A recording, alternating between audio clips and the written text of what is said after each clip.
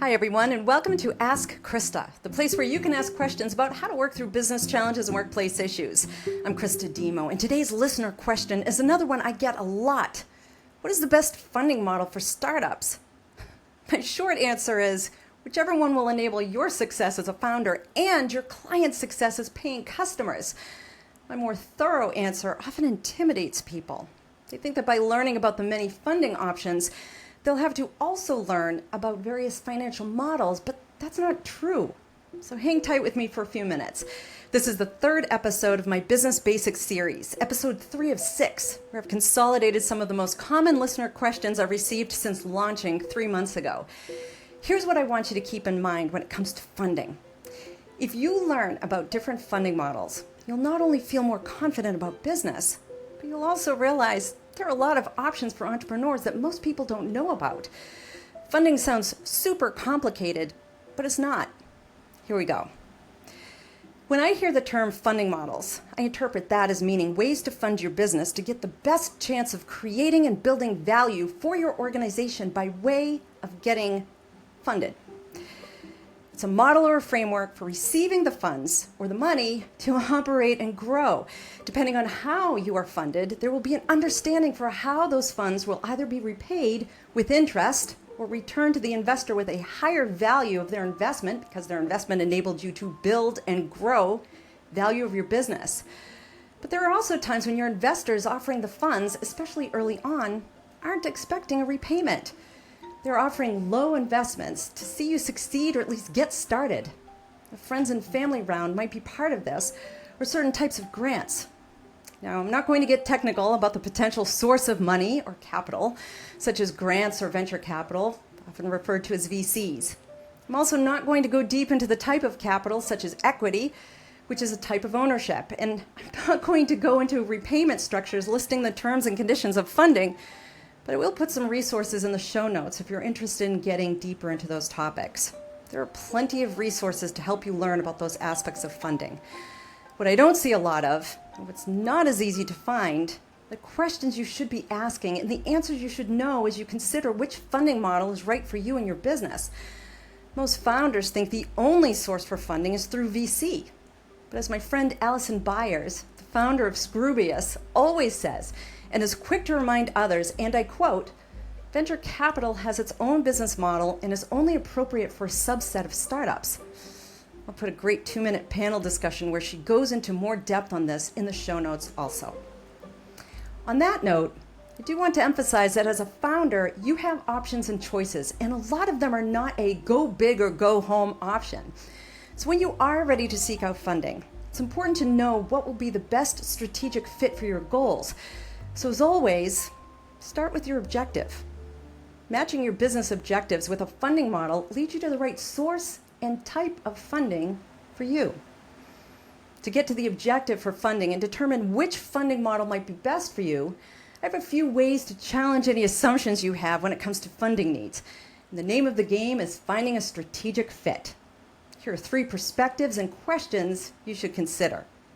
Number 1, pace and timing. Do you have to hurry up and build? Most don't. If you believe you have to hurry up because you want to catch the wave of a fad, this might cool your jets. After the first 3 products are in the market, you likely need a new and different product to break into that market and break the loyalty and proliferated use of what's already in the market. It'll be harder to compete with 2 products and nearly impossible to compete with 3 that are already competing amongst each other. The barriers to entry, as we say, will be high. There's a reason for that. First, the first company out is the pioneer, which almost always launches a first product with spurs and burrs. But as first one out of the gate, they have what we call first mover advantage. If it's a good enough product, they can get the loyalty and the habit of consumers if it's easy to access the product, and it's easy to adopt and use the product, and it's priced appropriately for the perceived value of the product. The second company out will effectively compete with the pioneering product or one or all of those first mover advantages. Is it more accessible to get the product? Is it easier to access or buy? Is it easier to use? Is it better priced for perceived value? That doesn't mean cheaper or less expensive either. There are times when customers may pay the same or even more for a similar product, that when that product goes into the market, it offers a better perceived value, perhaps better features, more options. Is it easier to use? Those tend to be aspects of a product that can break consumer loyalty of that first mover, which is also why innovation and focus on consumers matter. The third company with a product is often designed for the laggards. Perhaps it's much less expensive or similar features without excessive options. Over the last 10 years, a lot of smartwatches have come out. They're not necessarily associated with a big brand. They're simply smartwatches, more accessible in price, provides just enough functionality, and does pretty well. If you don't have to hurry up and build, don't hurry up and build. Don't take forever, but ease up on a fictional pace of how fast you need to build. There may be a lot of things you can do to build your business, and with your own money, you can build some value too. It needs to be responsible. This is called bootstrapping, and it enables a responsible use of your personal funds without requiring the heavy commitment of big funding models. And as episode 27 says, it answers the question, should I build a prototype first, then get funding, or fund first to build my prototype? The more value you create and the more you own in your business and your product, the more value you're creating under your ownership, the more choices you will have longer term. But again, that's just one funding model. If you feel you have something of high value now that needs to get up to pace for fast launch and use in market based on who your consumers are, then the answer might be, yeah, I need to get this moving fast. And there's a funding model for that too. So know what your answer is about pace and timing and why. That will lead you to where you need to be. Number 2 on perspective and questions you should ask is about ownership and leverage. It's important to know how you feel about this. Is it important to you to maintain ownership or equity for as long as possible as you increase the value of your business and your product? This again would be a funding model called bootstrapping, and the longer you build your value under your ownership, the more ownership and decision-making control you will have. You will also have more leverage when and if you do seek funding, and you may see a higher payout if you decide to sell your business. You may instead decide to go into a partnership model or co-founder ownership model where others invest in your business alongside of you. This certainly decreases your risk as a sole owner because others are taking on the risk too. They're also building value in their own ownership or equity, and there are a lot of times when that matters for the future success and the future value of your business to have that many owners involved. It can also become a little complex.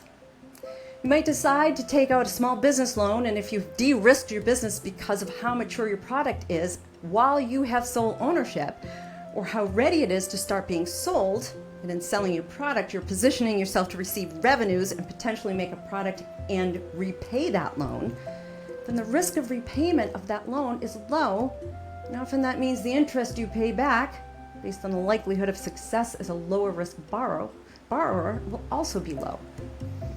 When thinking about and asking questions about ownership and leverage, it's like how much of your house you own versus how much of your house your mortgage lender owns. The more you own, the more home equity or ownership you have. This gives you leverage. It also means if you sell your home, you'll receive a payment for what you own. The lender receives the remaining payment for what they own, what is still being loaned to you.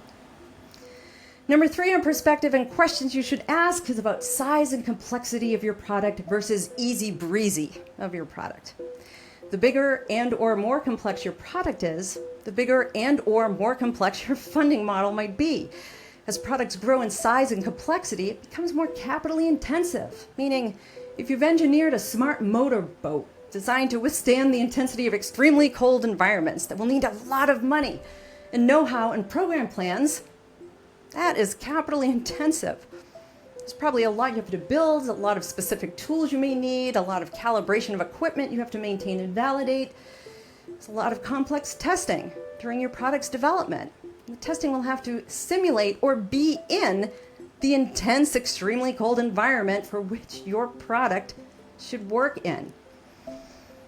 But if you've designed a new sneaker that enables competitive cheer squads to have the same feel of low-cut cheer shoes with far better support for their feet as they do all of the intense flips and tumbles and throwing they have to do, borrowing of each other no less, that won't be as capitally intensive.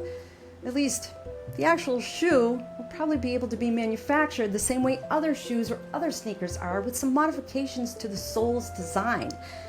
When your funding needs are capitally intensive, you probably need large raises with sources that can support those large raises, and you'll receive your funds in portions called tranches. You'll likely spend cash on what is necessary for building your product quickly and within spec, so you can make good on the capital you've raised. When you borrow that much money, you usually have a tight time frame. By the way, this is usually the VC borrowing. As you can imagine, when your funding needs are less capitally intensive, so too is the complexity of how much you need and when. There's also an inherent reduced risk during your development and the way in which you are creating and building value for your product and your business. So when you think about funding models, I don't want you to think about financial equations or future value metrics or anything you may think you need to think about. Funding models do not start with selecting a source of funding based on how much money you think you need to build something.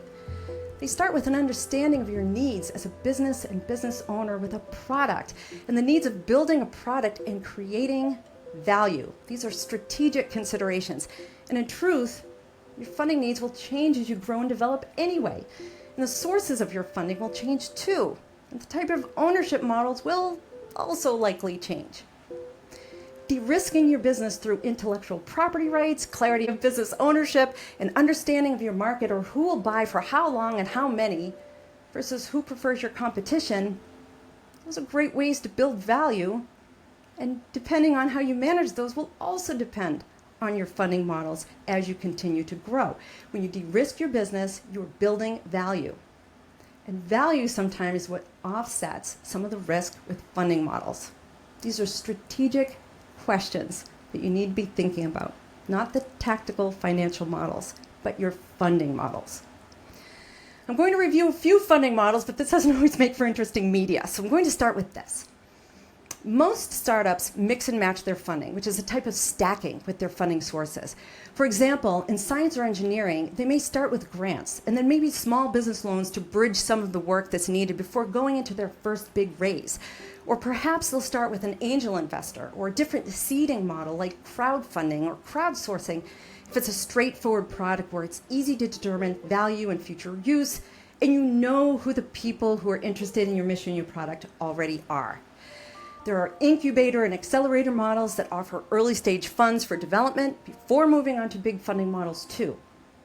When it's more complex, then most startups eventually move on to a venture capital or VC model, which could be a standalone VC or even a corporate VC where large corporations scout and hear pitches to offer capital in a venture-based model for products that are similar to or could potentially augment some of their products. Just remember, the goal is to create value. And with each step or stack of funding, you're learning more about your product and market while developing your business and product and de-risking where possible. This sets up for not only knowing which funding model might be best for you and your business, but also which types of fundings might be best for you as you consider your growth plan. Of course, hopefully you have the right advisors and supporters helping you along the way. I'm trying to give you an edge with my answers, not replace the experts you need beside you. For your resources, I've included 2 excellent articles and 1 excellent blog that dive into the different ways a startup might stack their funding options over time or just stick with one model. Chewy.com's funding model. It's an article from the co-founder of Chewy.com, Ryan Cohen. I've included an article about Spanx and their funding models, which you can find as a business case in almost any entrepreneurial site. But I've offered an article from 2012 when Spanx was declared a billion-dollar business and a blog that reviews how MailChimp also funded through bootstrapping. So those 3 cases, take a look at them and then learn more from them. Ask questions, Google them. Learn how they worked and how they went from very small startups to very, very large organizations. I've also included a page from the U.S. Chamber of Commerce, a page I often cite, and offers information about free grants and programs for small businesses and startups looking to start up and scale. There's also a pretty good page from the Hartford from their business insurance segment, and I'm not affiliated with the Hartford, nor do I directly endorse them. I've never done any business with them at all. But it's a good page that offers an overview of some of what I've talked about by way of funding so you can learn more. And it's simply written, and there are some excellent links as well that takes you off of the Hartford site and into additional resources. Last, I included a LinkedIn post from Allison Byers, founder of Scroobius, that I mentioned early on. In that post is her 2-minute video while she paneled about founder funding, and she talks about how the VC model isn't for everyone. And that is an important message to learn and to hear about and to listen to. Here are my final thoughts. Knowing your business inside and out, what you intend to offer your customers, means you're ready to make decisions about a funding model that matches your objectives and what will be best for you and your business. Not all funding models are right for everyone or every business. And just because you see a lot of VC-based funding, high risk, fast-paced, high reward, or fast crash, doesn't mean that's the only way to go. Personally, I like building businesses for value, especially in service to the customer and the people working in the organization, so that it's as close to a tight slam dunk for success as possible. But that's just me, and that's not always a guarantee. There are a lot of moves you can make early on with any business to get closer to a higher rate of success. And that just happens to be the world that Christa lives in and loves to live in. But if you're looking for a fast build and quick exit, where an exit means you and your investors sell at a high value and make good money off of your original investment, there's a model for that. So take it. Don't be afraid to say what Allison says. VC isn't for everyone. It shouldn't be seen as the only way to go. Well, I'm paraphrasing. Okay, midway through our Business Basics series, there's episode 28. Remember, to submit your questions, go to my show's website, askchrista.com. That's Christa with a CH. Then click on the Submit a Question button. While you're there, follow my show, which is available wherever you listen to your podcasts. And of course, on my show's site, you can view the videos too. While you're there, sign up for my Sunday night newsletter called More Answers, designed to prep you up for the work week. As always, thank you for your support. Keep up the questions and keep them coming. And remember, if you have a business challenge or workplace issue, ask Christa.